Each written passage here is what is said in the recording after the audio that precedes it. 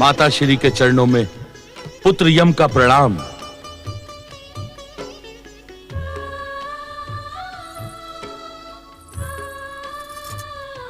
प्रणाम माता श्री।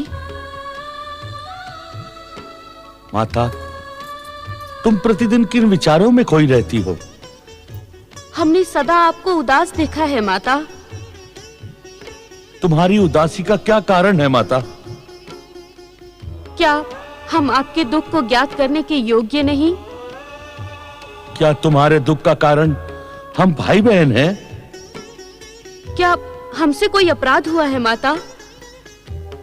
सत्य तो यह है कि अपनी माता को प्रसन्न देखने के लिए हम तरस गए हैं।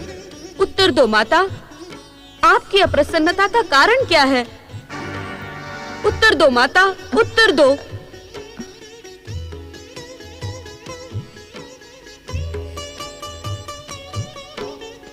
आज आपको अपने दुख का कारण बताना ही होगा माता। यदि हमसे कोई अपराध हुआ हो माता, तो आप हमें दंड दो। नहीं यमी, नहीं। तुम दोनों मेरे अत्यंत प्रिय हो। तुम दोनों के अपराध का प्रश्न ही नहीं उठता। तुम दोनों के लिए मेरे मन में अपार प्रेम है।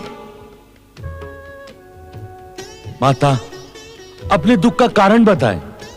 मेरे दुख का कोई कारण नहीं है पुत्र। बस यूं ही मेरा मन अशांत रहता है। किंतु क्यों माता? हम आपकी इस अशांति का कारण ज्ञात करने के इच्छुक हैं माता। हमें स्पष्ट बताएं। क्या हमारे तेजस्वी पिता सूर्यदेव आपसे अप्रसन्न हैं? अथवा आप स्वयं ही उनसे असंतुष्ट हैं? हट ना करो यमी, मुझे अपने दुखों के साथ छोड़ दो। नहीं माता, नहीं। आज तुम्हें अपने दुखों का कारण बताना ही पड़ेगा। बताइए माता, बताइए। यमी, ये सत्य है कि तुम्हारी माता सदा हमसे असंतुष्ट रही। पिताश्री प्रणाम। असंतुष्ट ही नहीं, यमी, विवाह के पश्चात देवी संज्ञा सदा हमसे भयभीत भी रही। किंतु भय का कारण क्या था पिताश्री? तुम्हारी माता सोचती है कि हमारा तेज इन्हें भस्म कर देगा। हमने अनेकों बार इन्हें समझाया कि हमारा तेज तो बाहरी संसार के लिए है। तुम्हारे लिए तो हमारे हृदय में अपार शीतल प्रेम है। स्वामी, अबोध बालकों के सन्मुख ये पुराण वाचना आवश्यक है क्या? तुम्हारे भय नाश के लिए संभवतः यमी से इस पुराण का परिचय होना परमावश्यक है। अपने ही समान हम भी तुम्हारे प्रेम के प्रतिदान के इच्छुक हैं।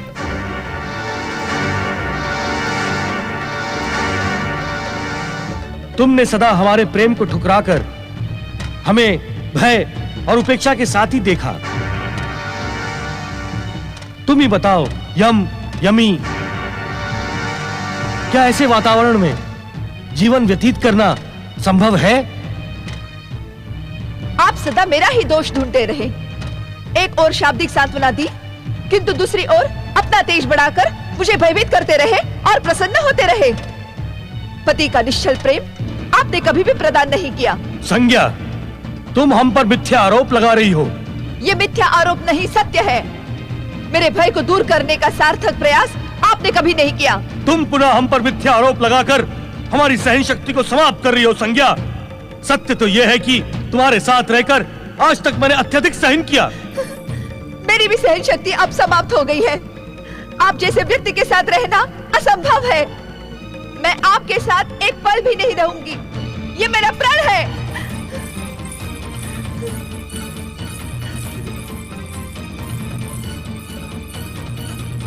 माता, माता, माता, माता, माता, रुक जाइए माता, माता, माता, माता, हमें छोड़कर ना जाए माता। माता, माता, हमें आपकी स्नेह छाया की आवश्यकता है माता। ना जाइए माता। नहीं, अब मैं लौट कर नहीं आऊंगी। अपनी प्रतिज्ञा के पश्चात मेरा सूर्यलोक लौटना असंभव है। माता,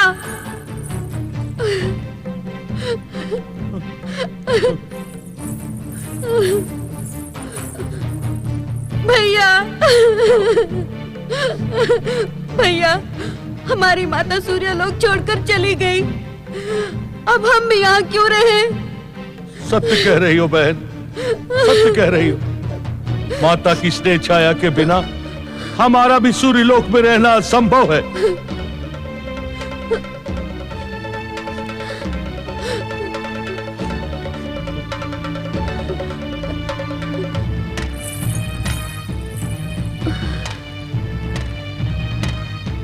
मैं सूर्यलोक छोड़कर पृथ्वी पर चली जाऊंगी। स्वयं को जल में परिवर्तित कर यमुना नदी बन जाऊंगी, यमुना नदी बन जाऊंगी।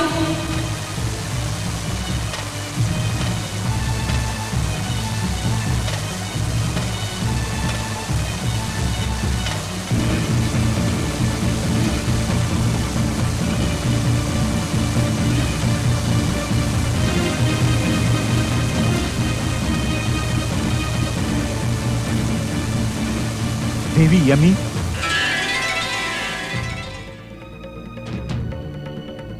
मैं पर्वतराज हिमालय आपका पृथ्वी लोक पर हार्दिक स्वागत करता हूँ। जन जन को तृप्त करने पधारी देवी यमुना की जय। जन जन को तृप्त करने पधारी देवी यमुना की जय। माँ लौट आओ, लौट आओ माँ, माँ हमें इस तरह छोड़कर मत जाओ।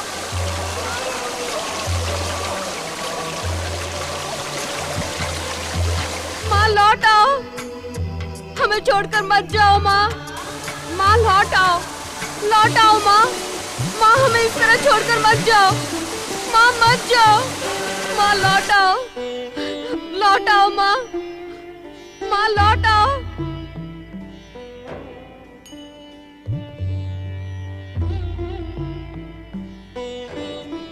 नारायण नारायण। प्रणाम देव ऋषि नारद। दुख और व्यथा के संकट काल में आपके दर्शन पाकर मैं धन्य हो गया। आपकी उपस्थिति सदा मंगल का प्रतीक मानी जाती है। आप निश्चित ही मेरी व्यथा शमन करने के उद्देश्य से यहां पधारे होंगे। नारायण नारायण। मुझे आपके दुख और व्यथा का ज्ञान है यमदेव। आपकी माता देवी संज्ञा के पश्चात आपकी भगिनी देवी यमी भी यमुना बनकर पृथ्वी लोक पहुंच गई हैं। अपनी माता और बहन को इस प्रकार जाते हुए देखकर भी मैं कुछ ना कर सका। माँ लौट आओ, मुझसे यमी की व्यथा नहीं देखी जाती देव ऋषि, नहीं देखी जाती। माँ मत जाओ, माँ लौट आओ, लौट आओ माँ, माँ लौट आओ, हमें छोड़कर मत जाओ माँ, माँ लौट आओ, लौट आओ माँ, माँ हमें इस तरह छोड़कर मत जाओ, माँ मत जाओ, माँ लौट आओ, लौट आओ माँ, माँ देवी लौट आओ। यमी के भविष्य के विषय में चिंतित न हो यमदेव। अर्थात नारायण नारायण। सतयुग और त्रेता युग के पश्चात द्वापर युग में जगदीश्वर भगवान श्री विष्णु धर्म के संस्थापन के लिए पृथ्वी लोक पर श्री कृष्ण का अवतार धारण करेंगे। तब आपकी बहन यमुना का तट उनकी बाल लीलाओं का केंद्र बनेगा। नारायण नारायण। प्रभु के चरणों का स्पर्श पाकर देवी यमी अपने पिछले सारे दुख भूल जाएंगी। अपनी बहन का सौभाग्य सुनकर मैं धन्य हुआ देव ऋषि, किंतु मैं आपसे एक प्रश्न पूछने का इच्छुक हूं। नारायण नारायण। यमदेव, आप यही ज्ञात करने के इच्छुक हैं ना कि आपकी माता और बहन देखते ही देखते आपसे दूर चली गई और आपके पिता ने उन्हें रोकने का प्रयास भी नहीं किया? हाँ देव ऋषि, क्या यह हमारे पिता सूर्यदेव का अन्याय नहीं है? न्याय अन्याय के विषय में मैं कुछ नहीं कह सकता यमदेव। नारायण नारायण।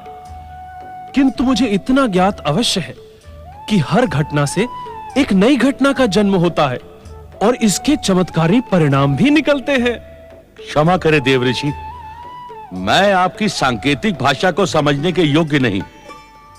कृपया आप सरल भाषा में मेरी शंका का समाधान करें। आपकी योग्यता के विषय में मुझे और संसार को तनिक भी संदेह नहीं है, किंतु आप सरल भाषा में सुनने के इच्छुक हैं तो सुने। नारायण नारायण। आपका सूर्य लोक से बहिर्गमन यमलोक में रिक्त स्थान की पूर्ति के लिए हुआ है। यमलोक? हाँ सूर्यपुत्र यमराज जी, आप शीघ्र ही यमलोक पहुंचे। वहां मेरे मानस पिता ब्रह्मदेव के आदेशानुसार धर्मराज और चित्रगुप्त आपकी प्रतीक्षा कर रहे हैं। माता और बहन के जाने के पश्चात सूर्यलोक से मेरा भी संबंध टूट गया है। देवऋषि नारद, आपका मार्गदर्शन पाकर मैं कृतार्थ हुआ। अब यमलोक ही मेरा स्थायी निवास होगा। मुझे आज्ञा दें। प्रणाम। देवी संज्ञा के पुत्र और पुत्री को इस घटना से उनका स्थायी स्थान मिल गया, किंतु अब देवी संज्ञा का क्या होगा?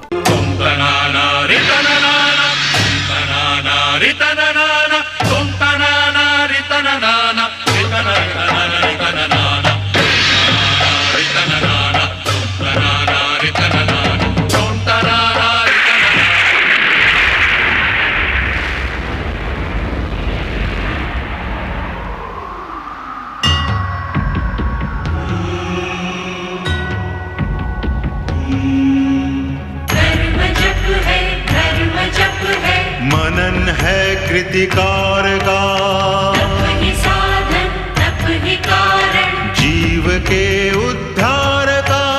व्रत है तृप्ति व्रत है निष्ठा, दर्श है ओंकार का, दर्श है ओंकार का।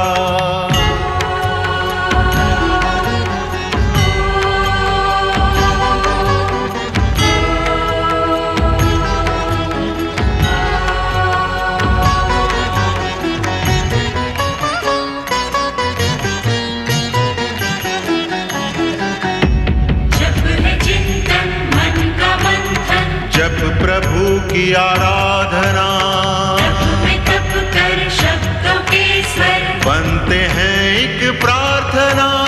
व्रत का नियम दे के संयम, पूर्ण करता कामना, पूर्ण करता कामना।